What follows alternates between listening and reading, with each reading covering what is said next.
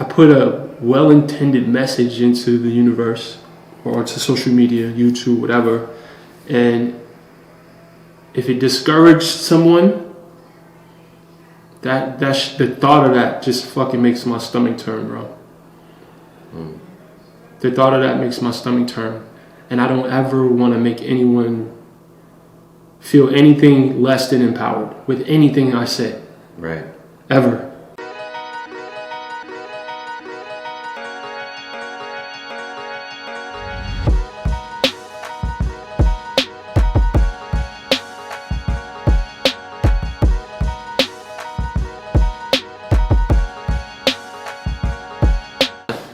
So, I think in a way, I want to apologize to my audience, right? Because I think I caught myself being inadvertently self-righteous in a way where I think I forgot how hard it is to do this shit. For sure. So, because my thing is like, okay, I say shit like, it's a decision, or, you know, you got to make sure you're loving yourself, or it's the most important thing to you. Like, but I forgot all the fucking years that it took for me to arrive to those conclusions. Right.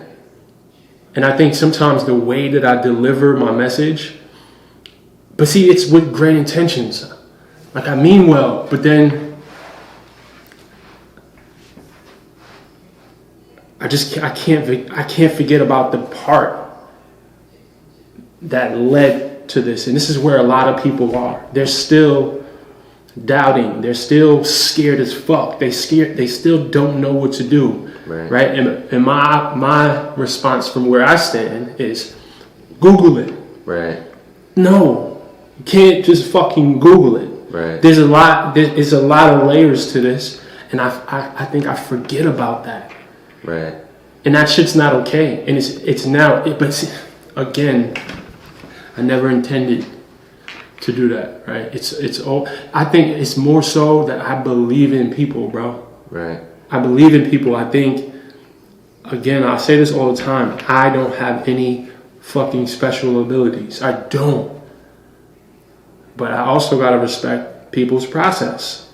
I do have to stop getting frustrated, right? So I think we had a conversation about this. I get frustrated when I'm trying to get people to prioritize exercise and nutrition. Right. But like the frustration that I'm feeling, that's selfishness. Mm-hmm. Like, I'm selfish. If I'm trying to help someone and I don't see it working, and I'm getting frustrated, there's something wrong with me. Yeah. If that's happening. And it's the same frustration that other people had with you when you were back at that place that you used to be in.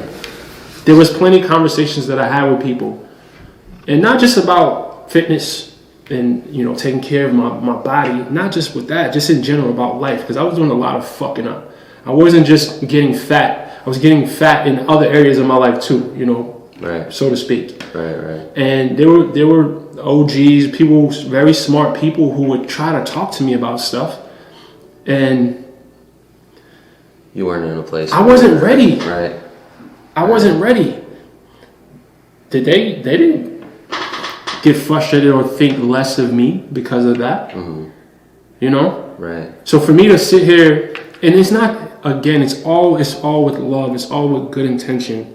But for me to get frustrated and feel like, all right, damn, they want to piss their life away, like all these thoughts, and I'm never saying any of this shit. Right. But the fact that I have those thoughts, that shit's not okay. Like, right. I have to remember where they are and be understanding, right? And just let them know that I care. And I got to figure out the specifics of how I shift my message, or the way that I handle people who are in the middle of their storm. Right. I gotta figure that out. But I know today is a big day for me, because Like I got smacked in the face with this shit, and it's anti what I want to achieve. Right. Like the mindset that I had about it Right. didn't serve the mission. Right. How did this come about, by the way? What was stated? Because this is super insightful. It's incredibly insightful, and I think it's very common. And I think that a lot of people, kind of climb up that mountain, right? Like it's really, really difficult to get to where you've gotten to, and a lot of people are still at the base of the mountain, and they're climbing. So when you're looking back, you're kind of looking down off the mountain and trying to help people up, forgetting that it was really hard to get there in the first place. And I believe a lot of that's human nature as well.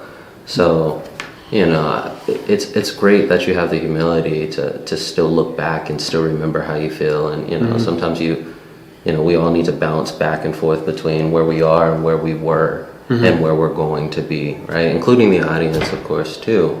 But what took place to kind of get you to that? What was the revelation? I think for me, and this is I've noticed the patterns in how I learn, right, or how I arrive at these insights, and it's never one thing. Right. There's always a moment or a conversation or something that I read that kind of just like makes it click for me. But this is something that I'm very in tune with my thoughts and my feelings, and in some cases more than others,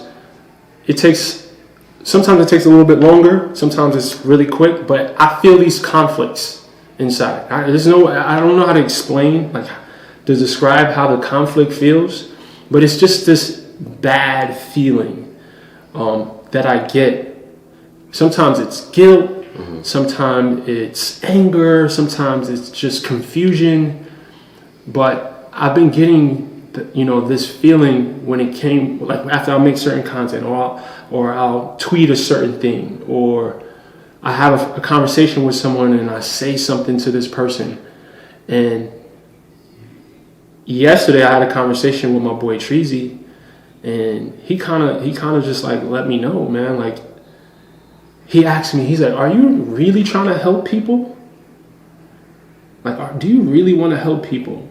And just that question alone, man, the conviction that I felt, it said something to me. Right. It kind of woke something up in me that, like, I don't want to, I've been selfish all my life, bro. Part of it was out of fear, like I felt like I had to take care of myself. I always felt alone in the world. So that kind of turned me to always prioritize myself, because I felt like no one was going to take care of me. Right. And I still wrestle with old Brix in a lot of ways, not just my old eating habits, just how I used to think, how I used to look at the world, the way that I treated people. Right. There's a lot of wrestling that still happens to this day, and I just don't want to let any of that shit seep into what I'm doing now. And I caught myself. Right. I caught old Brix, little old Brix tendencies, feeling like he's the man, or he's done some shit, beating on his chest. Right. And that's not how I'm gonna reach people with what I'm trying to do. Right. I can't approach it that way. Right. I'm proud of myself though, and I don't want to not tell people how proud I am, but it got to be done in the right way, where I don't want to intimidate people. I don't want to, put myself up on this pedestal. Like what I really want to do is to show people what's possible for them. Right. So it's kind of like counterproductive for me to like try to put myself on this pedestal and make it look like, make them feel like it's not something that they can achieve. Right. When part of this conflict for me is because I believe in people that much, that I know that they can. But I gotta realize it's not as fucking easy as it seems from where I am right now. It seems easy. Right, you gotta go back in the trenches. I gotta remember what it was like for me 10 years ago, 8 years ago. Right. Before all of this shit. Right. And I'm so grateful to have had this, wake up call, or this insight. It sounds like a restart, man. You know, a lot of this self-improvement, a lot of this, the physical improvement game is full of consistent restarts. Yeah. You know, you start, and then you start again, and then you start again. And, you know, oftentimes it just feels like that start changes a little bit, right? It's not as difficult to start again, or there's more insight on the restart. But it sounds like you just got a little bit of that, hold on, you know, fighting the old self, you know, and the new self, restart. Well, you know what I'm thinking about? I'm thinking about all the people who I put a well-intended message into the universe or to social media, YouTube, whatever, and if it discouraged someone, the thought of that just fucking makes my stomach turn, bro. The thought of that makes my stomach turn, and I don't ever want to make anyone feel anything less than empowered with anything I say. Right. Ever. Right.